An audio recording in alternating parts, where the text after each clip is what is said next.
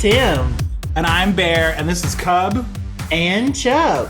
What's up, Tim? Hi. How you doing? I'm good. How's life treating you? Life is good. Life is good. I am DJing the Virginia Pride Fest this coming weekend. So I'm excited, and I'm working on my set list, and I'm going to be helping out on one of the stages with the music, and I'll be performing. So a lot of gay shit happening. Just super excited about it. Yes, I love it. How about you? Support my brother. Thank you. Please, yeah. If you're, you won't hear this until after it happens, but I hope you were at Virginia Pride, and if you were, thanks for coming. I mean, if you see any of our socials, which I hope you're following us on them, that's right. You'll see, advertisements for such, and I hope that you come and be a part, and maybe I'm around at that point. Maybe Tim will be there with me, and it will be amazing. I mean, Tell me, how about you? How's life? Life is pretty good. I'm a little exhausted. Yeah. Because I just got back from the beach. And I don't know, it's something about the salt water. It's just like salt water, and your body's kind of a saline solution anyway. It kind of just zonks you out a little bit. So I'm like low energy, but not like too tired to come and talk to my bestie. Oh, thank you. No. Oh, well, I'm glad it sounded like you had a good time from our chat. I did. Shout out to the girls that I went with. They're phenoms. But road trips aren't for me. Sure. I was in a car for 3 hours, and though it was wonderful to be with the people that I was with, being in a car is not for me anymore. And just like being gay, it can be uncomfortable for some people. So, Wait, was it uncomfortable because you were in a car, or were you uncomfortable because you were gay in a car, or C, all of the above? It was C, all of the above. Okay. I'm gay in a car. Gay in a car. In a box. I'm not used to being so like closeted anymore, and also my knees aren't what they used to be. So when this 6'4" person gets in a smaller vehicle that doesn't support that, it's a little homophobic. And so I was gonna. So you and I talked a couple days ago as you were getting ready to go on this trip. Yeah, and this is a great way. We'll just be open and honest. That's why we're here.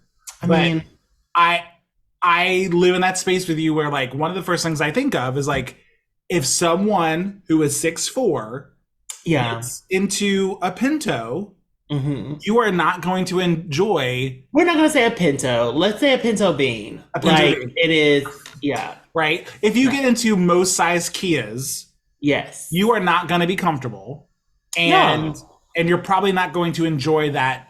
You're not going to enjoy 10 minutes of it, let alone 3 hours. No. But I also was trying to be like, I didn't want to call that out specifically on like size, because I know that can be triggering. But I'm like, bitch, if you get in that car, you're going to be miserable. Because I'm a fat black homosexual. Shout out to the last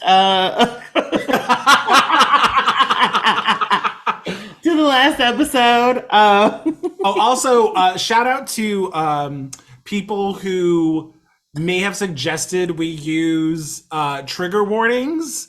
I'll say this: I let our explicit tag take on a lot more than maybe other people feel we should. So I hear that feedback. Yeah, I am, and I appreciate it. This is Editor Bear, by the way. This is Editor Bear. This is what I do, every weekend when I'm trying to work on the show. But to anybody who listened to our podcast and may have had feelings because of the words we were using, because we don't normally use some of those words all the time or as explicit as we did. Thank you for the feedback. I will take that in and process that as I'm editing future episodes. Yes. The truth is that it happened. the way that it happened, and I just depicted it as such. Right. And the uncomfortableness that you felt, I felt on 10 levels, trust me. So, Yeah. And if you listen to that episode with your children and they learn some new words, educate them. It's right. your job to do such things, not just pass them through your genitals, but also to raise them and let them know the past, present, and what they could do in the future. So that's right. That's right. Use it as a teaching opportunity, everybody. So Tim, because it's Virginia Pride, yes, we thought we would talk a little bit about our queer journey, which I know we've discussed like certain like specific points and specific stories. But thought, why don't we use this opportunity to just kind of talk about our queerness, how we celebrate it, how we feel about it, and kind of share that with the crew. So yeah, because I'm gay, he's bi. It's our show, and we say what we want because we that's right. Y'all love that show, so you gotta love ours. Side note, editor bear, I spent more time than I cared to admit trying to find an soundbite for every time you dropped an F-bomb on the last episode, and I couldn't find one that was long enough that would fit every scenario, So I'm on the lookout. If anybody has any clips that would work, I'd love it. But yeah, just throwing that out there. Fun. I'll make one if you want. Yeah, we'll just make our own. Why not? Tim, so, I know a lot of times when we talk about queerness, particularly on the show, we try to celebrate it, but we also are talking things out. And a lot of times we talk about maybe some of the negative things we've experienced because of our queerness. Yeah. I'd love it if we could start the conversation talking about what we love about our queerness or our community. Can I pick on you first? Can you talk a little bit about that? Absolutely. I'm fucking phenomenal. Like I love me. Like I love rainbow. Being me. I experienced a rainbow of emotions every day. And I'd like to think that part of that is because I'm just an extra sensitive person. But I can't discount the othering that queerness in my life has given me.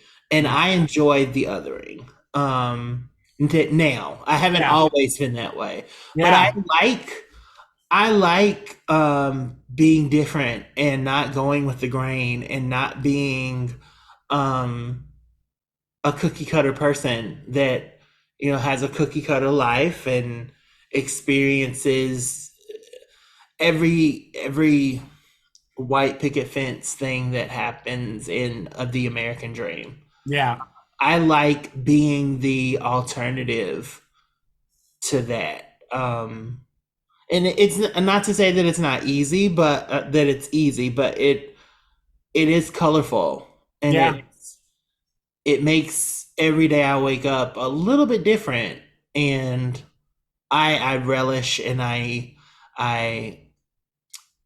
worship in the air that is Tim most days. So yeah, I just love it. I love the entity that is being created and the path that is before me all the time. So yeah. What about you, Bear? I think I agree with the sentiment, because I think as I get older, I appreciate uniqueness more and more. To find people who, like Tim, I don't know anybody like you. I don't know. I don't know nobody like you. And unique. That's what you are. That's what you are. To those playing at home watching the video, Tim is rocking a very awesome pink Beyonce tee. Yes, it's so beautiful. She has the best titties. Beautiful. They're beautiful. Yeah. So as I get older and I think about where I was as a kid and a teenager, struggling to be myself, to put words to that to feel comfortable with it. And I think about now, I just I have sympathy for people who are trying to just fit in and blend and live that kind of life. I have sympathy for it, but I have no interest. Like, I don't, that is not ruling my life day to day like it did when I was younger. And I'm really appreciative of that. I was going through some old songs that I was trying to figure out if I wanted to post or like rework or anything. And I found a song that I wrote when I was 18 called Dear God. Mm-hmm. And that song is specifically talking about forgiving a higher power for what they've put on you. Yeah. And specifically, I wrote that when I was struggling with my sexuality and identity. And when I listen to that song, I'm right back in that space. I'm like, man, I was really struggling then. But I also know I could never write that song now. Like, no. I don't feel that way at all. Mm-hmm. And part of that is because of as far as we have to go, we have come a long way in certain areas. I love that. I love that when I talk about Drag Race, I'm not just talking to two people who I know who might watch it and I can't connect with, right? Like, that kind of thing in our pop culture just existing and being at such a big level is just didn't exist 10 years ago, let alone 20 or 30. Yeah. Right? Being able to find bars, find groups, find your own segment within these spectrums, right? Because not everybody is the same, people. Like, no. Just because you know one gay doesn't mean you know every queer person. Let's talk about the monolith, right? Because that's something I definitely appreciate that I feel like I'm still learning and growing with, is that within our own little bubble, we have so many other groups and subdivisions and so many emerging groups. Yeah. People to a point where you just really get into these spaces where people don't want to be categorized to a degree and just want to exist, right? Right. And it's really beautiful to feel like, okay, well, I don't want to be I don't have any interest in being like everybody else. But then you do find like, it's like, well, I'm a bear. So that's what I kind of physically look like, but what does that mean? How do I act? Yeah. And like, even finding your path in these other groups, it's like, I think I can just be me. And the people that I want to be around me will find me and want to be around me. Yeah. Like, the older I get, the more I realize that it's not the label. Mm-hmm. It's the you. Yeah. You bring you to the label, not the other way around. Yeah. I'm not like, yes, you can consider me chub, bear, black, because we're just all the same if you're a person of color. But like it doesn't matter where I go. If I go to a twink bar, I'm going to be Tim. Right. If I go to a bear bar, I'm going to be Tim. Mm-hmm. I'm bringing myself to wherever these specific communities are. Yeah. And if you like that, if you like Tim, then you just like me. You don't like me because I'm a bear and we're all hanging out. Now, like, if you want to do a series about me being me in the bear community, that would be wonderful. Love it. But I don't feel, I personally just don't care about a label because I'm bigger than that. Yeah. And I love that and I hope that a lot of other people are getting to the idea that you are bigger than whatever label somebody's putting on you. Yeah. But yeah. I don't know. It's one as there's a lot of stereotypical things about getting older and how that can feel negative, or things get, I'm old now or whatever. But there is something about becoming yourself as you get older and wiser, and the things that just don't matter just fall away. Yeah. You learn to focus on those things that really matter to you, and uniqueness is of interest to me. So Yeah.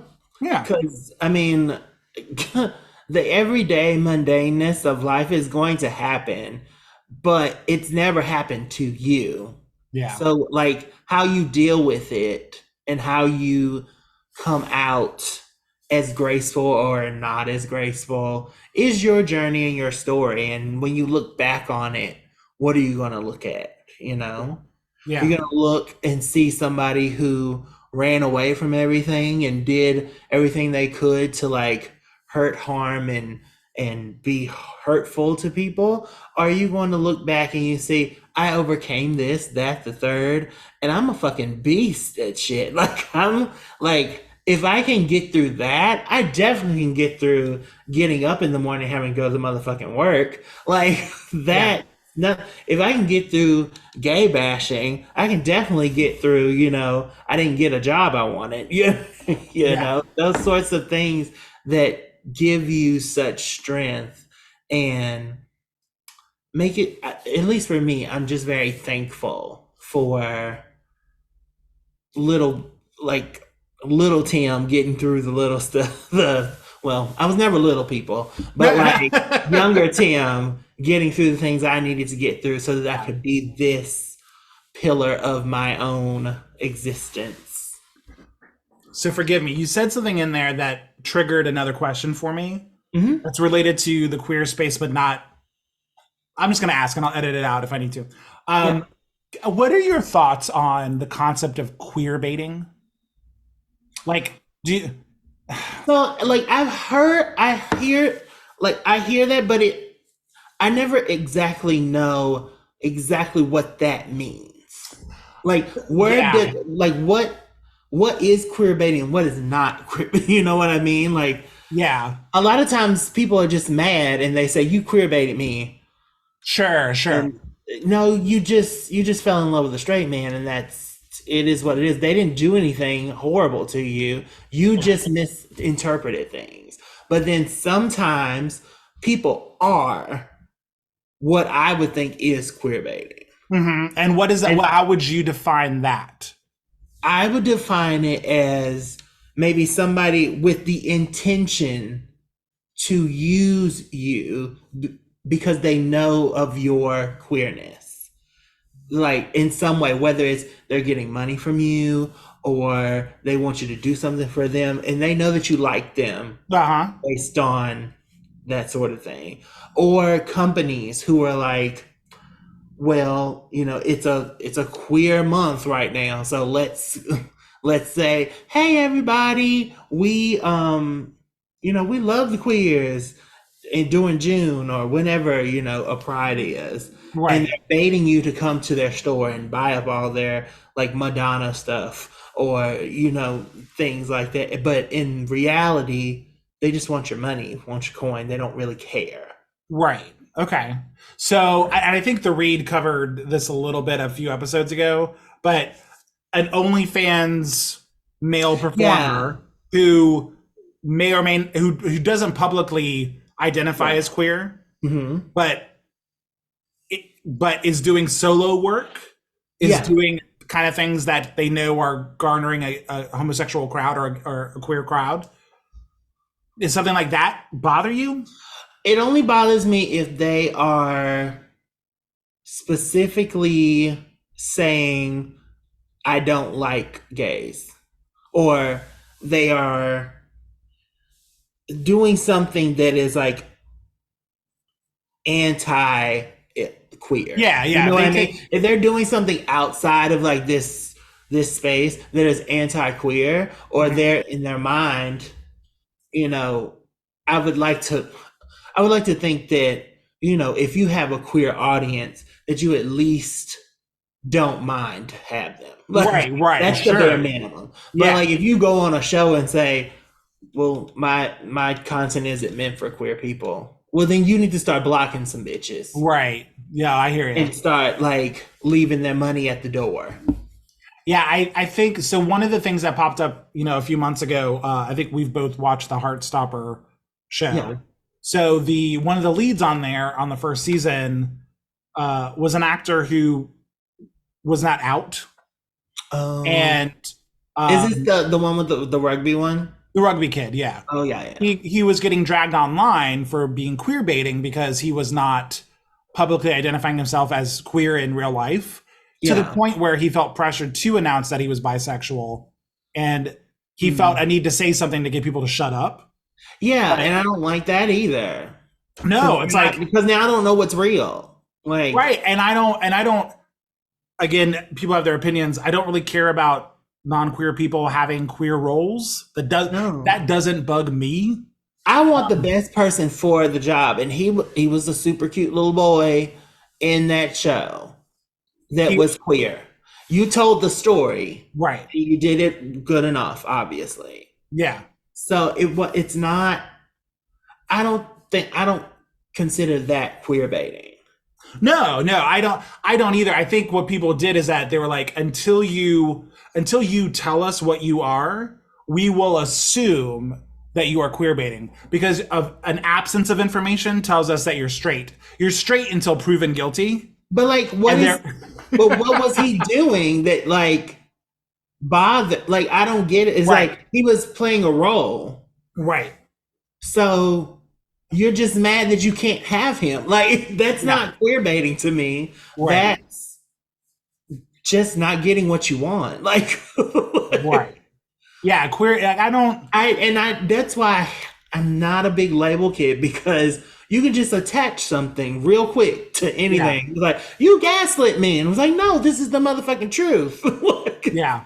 I felt, there was a little bit, man, we're just going off topic. I'm sorry. But Billy Porter. All queer. We are. Billy Porter. Yes. He has said in a few different interviews, he's used Harry Styles as a way to talk about gender bending representation in mainstream. Yes. How, for example, if Harry Styles does it, he gets the cover of Vogue magazine.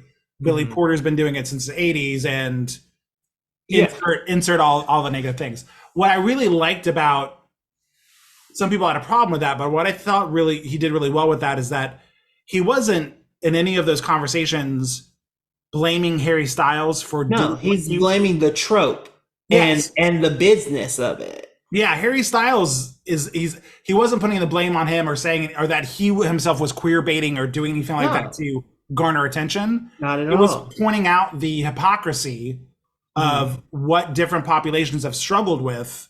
It's the same thing with like Kim Kardashian trying to say that these cornrows are boxer braids.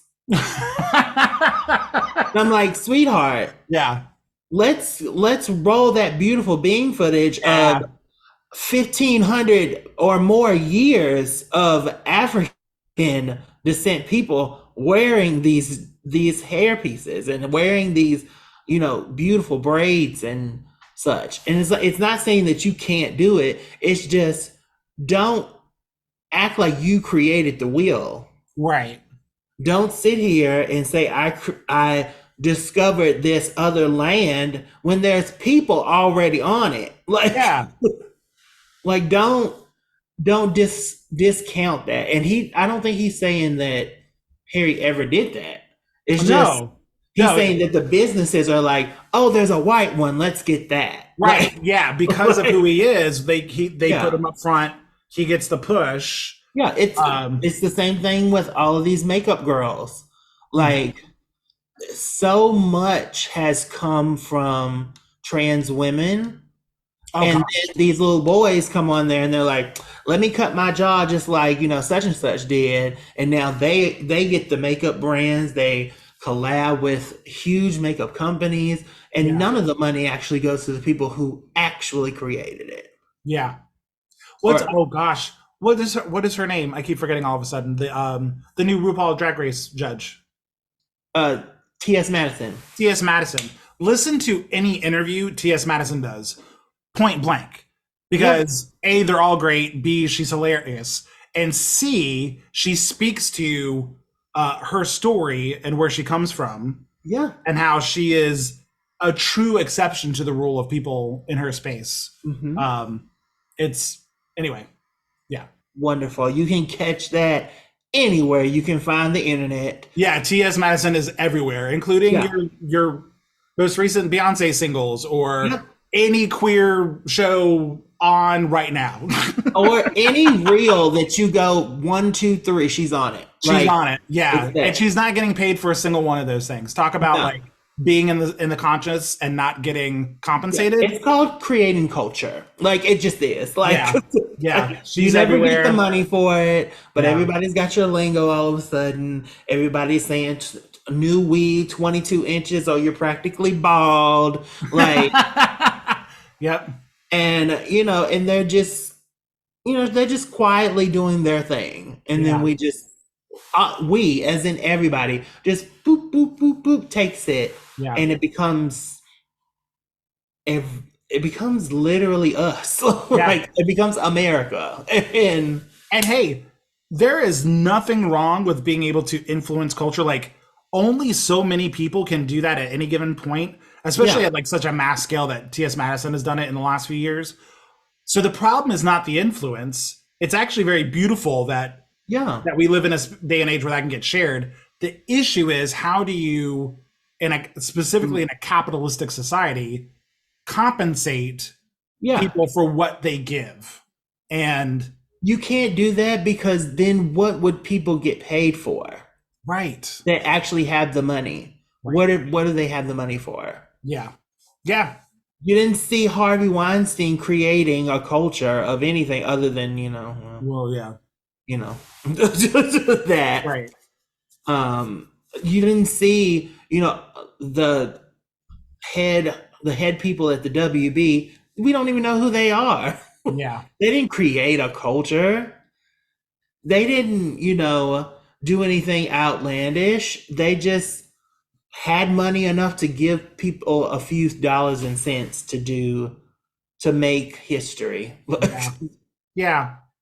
Yeah, and create things like Living Single and A Different World, which I don't care what you do. Like the 90s was black. And all y'all little girlies out there with your big like baseball caps and stuff like that, you're biting off of the 90s. You're biting off of us. All you boys want to look like Dwayne Wayne, and all you girls want to look like Kim Whitley. It is what it is, and that's fine. But know that you're doing it. It's not these little TikTok girlies out here influencing things. Okay, listen, we're not going to go that far. We're here for Pride.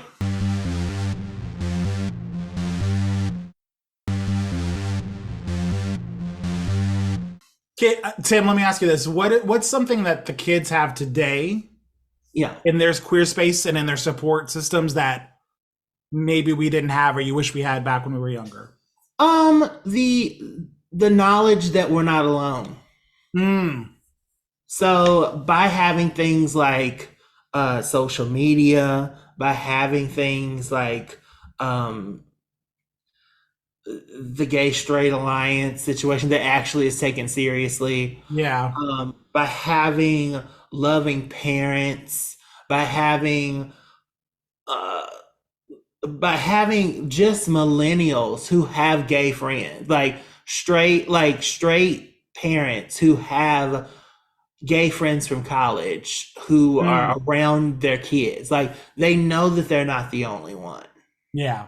They know they have a sort of an example of what you like, a path you could go down, that you're not weird.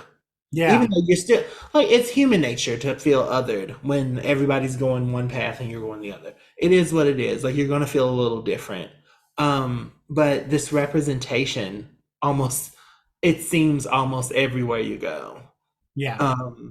Which they are adamantly trying to destroy. But I think that is something that hopefully they are very thankful for, because it was not there. No.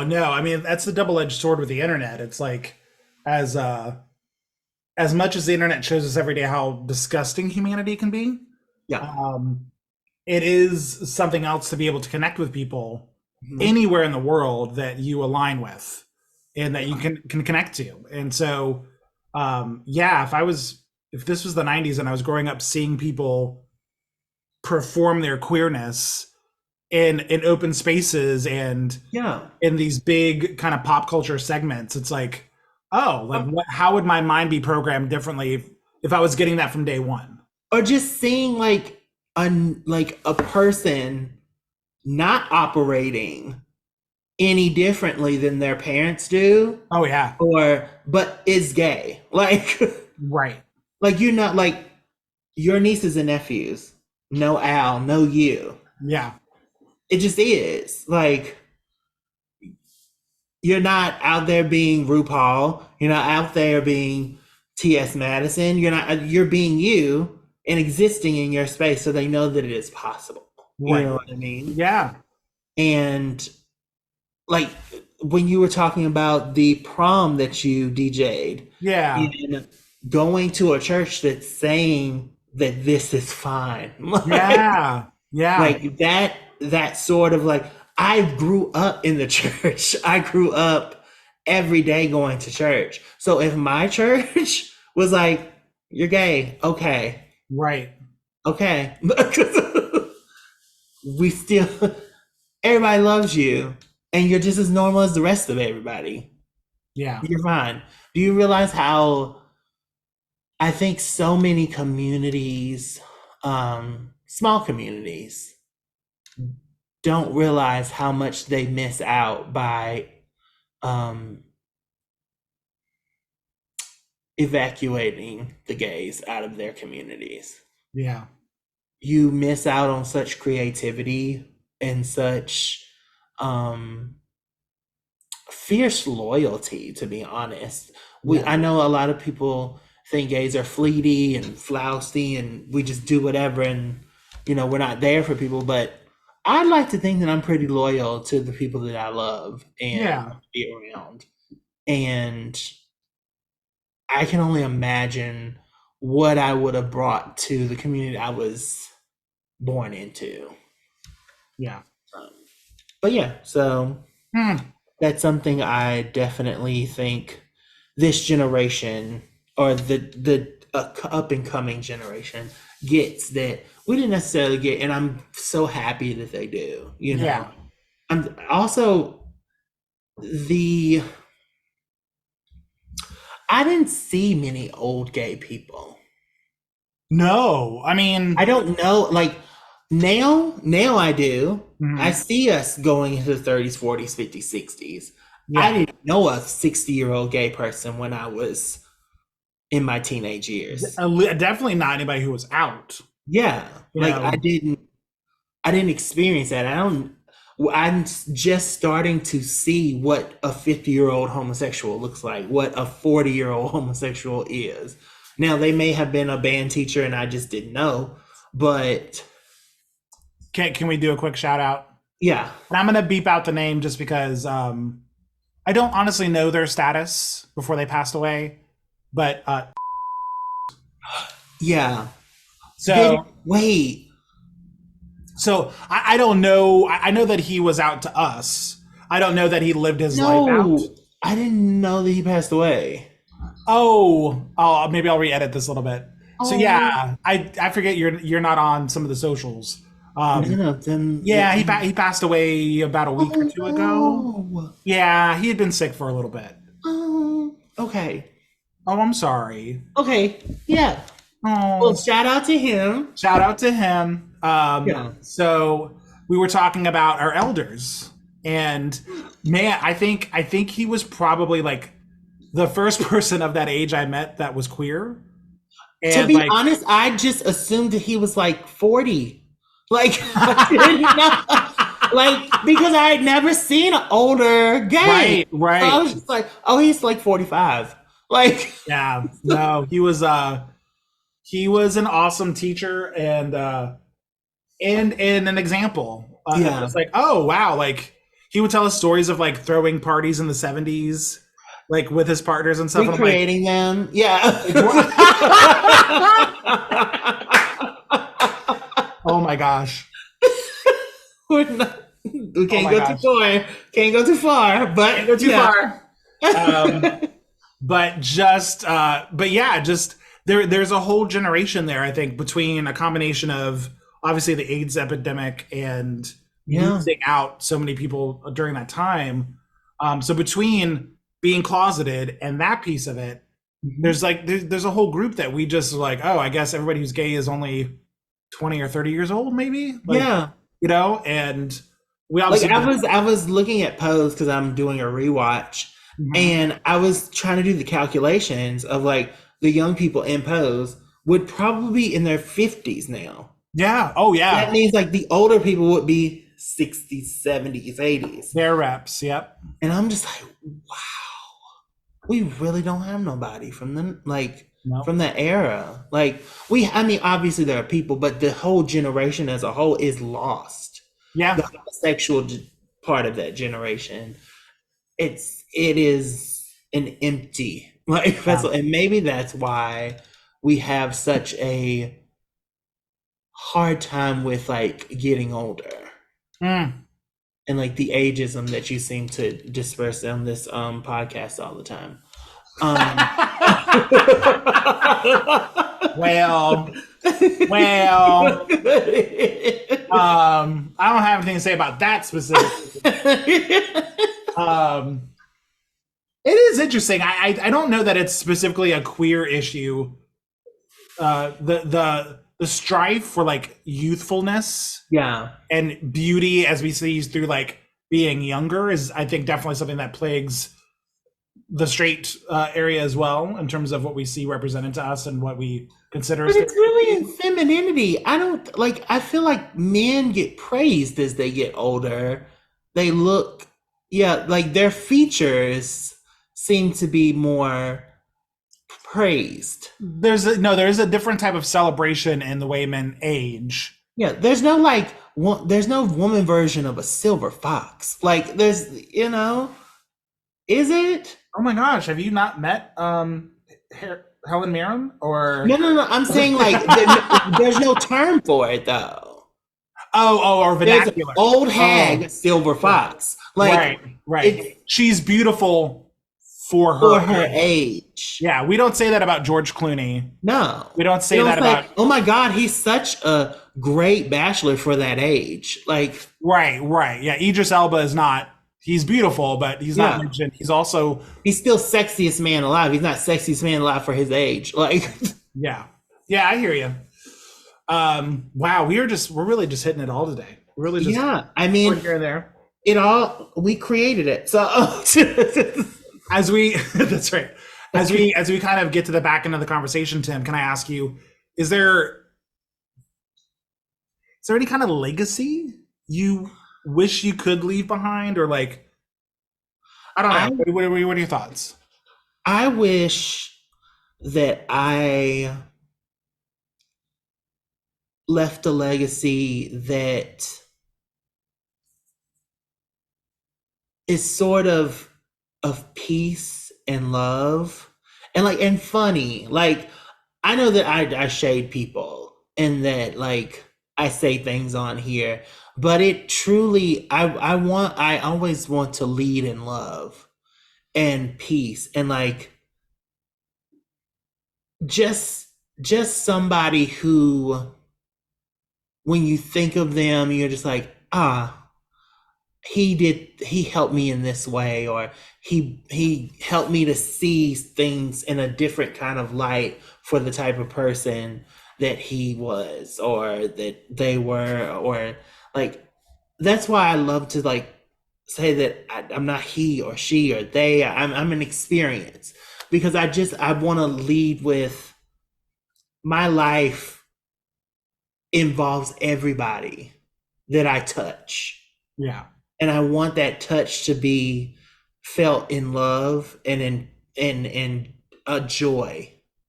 Like I want to be left in the hearts of people, and I just want to be a joy. So nice. Yeah. Aww. Yeah. I think you are a joy. Well, thank you. Mm-hmm. You're a nuisance, but like, well, in a lying kind of way. You are fucking amazing. Your water, your hydration, your everything. Yes, not my Coke Zero. Thank you. I mean, don't support them. Like,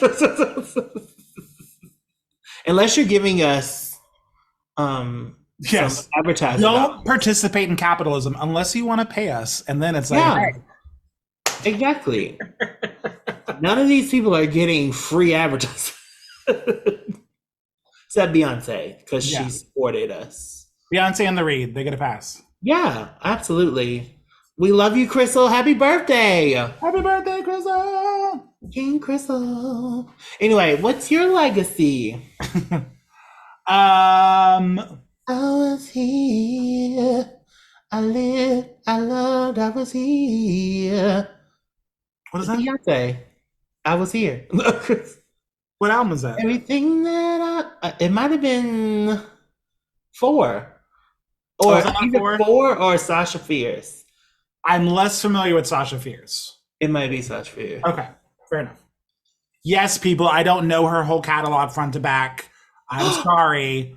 Put your pitchforks down. Edit that out. Don't let them know that. Everything that I wanted, it was more than I thought it would be. I will leave my mark so everyone will know I was here. Okay. No, you good. No, I like it. That's my favorite part of Strange Loop.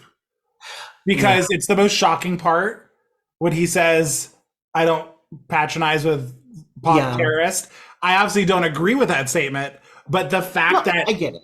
The fact that he would put that out there, I'm like, I dropped my phone. I was like, oh no, he did not. Like what you like. If you don't like, I won't say her name, but like, I'm not gonna put "don't like" in her name in the way, but like, because you're not gonna edit me to say any of that. The pull quote was, like if you don't want to be a part of that nation, go ahead, feel alone. But it's, that's the beauty of walking, your own path. Yeah. Not a path I know. Do it without Beyonce, apparently. Yeah. What a strange loop. Ooh. Oh, God. AIDS is God's punishment. Oh, God. We don't talk about Strange Loop. Strange Loop was good. And I'm mad. You know what? They took it off Broadway. They did. They're over in UK right now. It's like, I don't want to be in UK. I want you to be here. Yeah. Well, because it's a Black American gay experience. Yeah. Bob tried single-handedly promoting that for months. Yeah. And I'm glad he did, because it's amazing. If you haven't listened to Strange Loop, please do. It's great. I wish they could record it and put it on a Broadway streaming that like doesn't hurt anybody in some way. Yeah. Yeah. I wish everybody could get their money. God. Anyway, Pride. Pride. Your legacy. Legacy. Long story short, I feel like one things my parents instilled in me growing up was you help when you can. Mm-hmm. So my parents adopted my best friend because his parents fell out, and they just said, you live here now, and went and did the papers and adopted him. Yeah. When the kids in the neighborhood needed food or needed shelter, they were in the house. When my older sister was facing backlash from having children from someone who wasn't white, that didn't come up, and that wasn't an issue to them, right? Like in these spaces, they just kind of accepted people at face value and moved forward with helping in any way they can. It doesn't mean that they're perfect or without flaws, but it's something that I do try to carry, that if I can help, I will help. If I can listen, I will listen. And you do that. I try. But married to that is the legacy of always willing to grow, always willing to learn. Yeah. I do try to be conscious of my biases at all time. Mm-hmm. I'm not always great at it, I'm not always aware of it. But I try not to be scared of getting that feedback and being like, oh, is that something I did? Is that something I said? Is that something I'm not aware of? Yeah. Sometimes it's not even, it's an unknown bias. Yeah. So I try to combine those things of like trying to be available and trying to take in that feedback to just accept that we are all flawed, but as long as we're open to learning and listening, that there is love and acceptance there, even when we trip and stumble. So, And I think you do a very good job with that. Thank you. I appreciate that. You should. Oh, God. Tim, do you want to ask me about any shout outs I have? No, I don't want to ask you about anything because I haven't done that this whole time. I just wait for you to do it. I'm wondering something though. What's that? Do you have any shout outs? Oh, well, thank you, Tim. Yes. I do have a shout out. Happy birthday to my niece Xavier. Happy birthday! Yeah. On the day we're recording, it is her birthday. She is 23. Wow. Just a baby. So happy birthday to you, Good Xavier. years. I think that's right. Yeah. Go put your hands on your knees. Have some fun. Yes, that's right. Yeah, love you, baby girl, and I'll see you soon. But yeah, happy birthday, Xavier. Mwah. Happy birthday. Tim, what's making you live this week? I have been to the beach. And it was very fun. But coming back home, yeah, is just like there's just a certain breath that you can take when you are in your own space that feels so good, and it feels deep and restorative. And yeah, I'm living for being at home. Yeah. What about you? I am living for remixes. So as I'm working on this DJ set list for VA Pride Fest, I am trying to figure out songs I want to play. And it is easier to mix and sync songs that have dance backgrounds and certain beats. So I've been like diving into like 2000s Beyonce, Gaga, Madonna, like all the gay icons. Hello, baby. Yeah. And finding remixes that sync up pretty well. So I've just been like listening to a lot of, I found this badass remix of I Want to Dance with Somebody that I've never heard of before. And that's such a precious song to me. Yeah. I don't know that I would ever really want a remix of it. But I found like a great Pride type danceable. Yeah. Same thing with Bleeding Love. Although Leona Lewis, I found like this disco. Yeah, that's something that needs a remix because, listen, Leona Lewis fans, she was never going to be Mariah Carey, and I don't care what they kept saying. Like, no. But the song was good, but it needed a remix. Those two songs were bangers. Yeah, her 2 singles, fucking love them. And I found this and disco. The other one. And the other one, whatever that was. I found a disco-inspired version of it that's really like a lot of fun. You know, her hair, I could see that, like her hair and like her locks. It was very much. It was very that. I could see that happening. Yeah, so little music remix love this week is making me live. So good. Where can people find us, Tim? Well, you can find us anywhere you can find your pride. Woo-woo! In your hearts, in your ears, in your thighs. And mostly and importantly on cubandchub.com. That's right. You can find us at cubandchub.com. You can also find all of our social links there. We are at Cub and Chub on most of those social sites. You can also send us a message if you want to email us and say hello or ask us a question or make a suggestion. You can email us at wearecubandchub@gmail.com. Again, that's wearecubandchub@gmail.com. We love dick pics. Tim loves a dick pic. Just in love with it. Okay. Don't act like you don't look.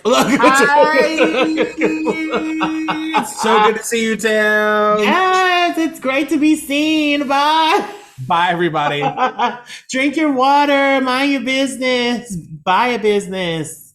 Buy a Love business. on your mother. Unless she doesn't like gays. And then be where you are. Fuck your mom.